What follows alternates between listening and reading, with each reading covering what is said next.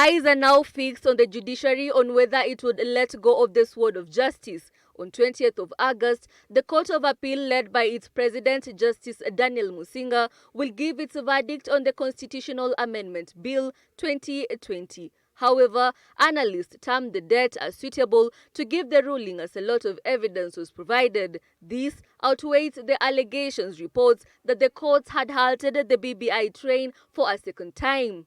Why they need that time is because, remember, we have the constitution that sets timelines for certain aspects within the court engagement. They need time to go through the different cases that have been presented. And you realize that we had almost 75 to 78 different petitions that were put together, rather amalgamated into one. So the judges fundamentally need time to go through the cases and the issues that were raised, including even looking at the evidences.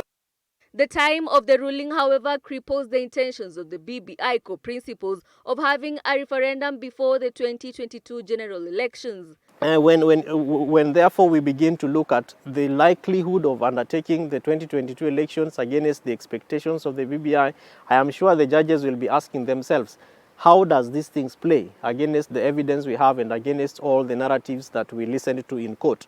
Are we prepared to extend the term of government? And if not, then are we ready to ensure that elections are held in August 9th, 2022? What does that mean, therefore, to some of the recommendations of the BBI? What it means is that we can be able to do them even after the election process of 2020. However, the question of the drivers of the bill that was heavily debated in the Court of Appeal continues to be lagging behind on whether it was an initiative for the people or one by the two co-principals, that is President Uhuru Kenyatta and ODM party leader Raila Odinga. When it comes to the place of sovereignty of the people and the BBI, it basically takes us to two things. One, what did the BBI intend to do? The BBI from the two brothers, so when they met, they said, we have identified these 9 issues as the core of our problem as sovereign people of the Republic of Kenya.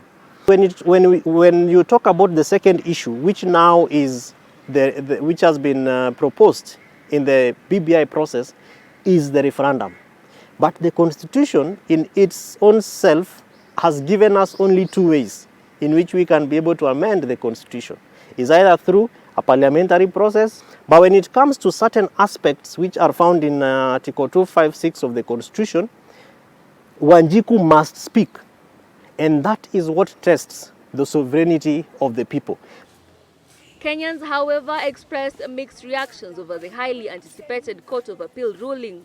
Lazima koti iseme ukweli. Unajua, as a president of Kenya, kama yeye anataka promote PBI na it's not constitutional, so lazima iangaliwe kisheria, kijudiciary, ndio tujue kama inaweza pita ama inaweza anguka. Vile naona kuhusu historia ya BBI, mimi nataka tu ama judges wapitishe BBI iko sawa, inaweza hii siasa za vita zinaweza isha.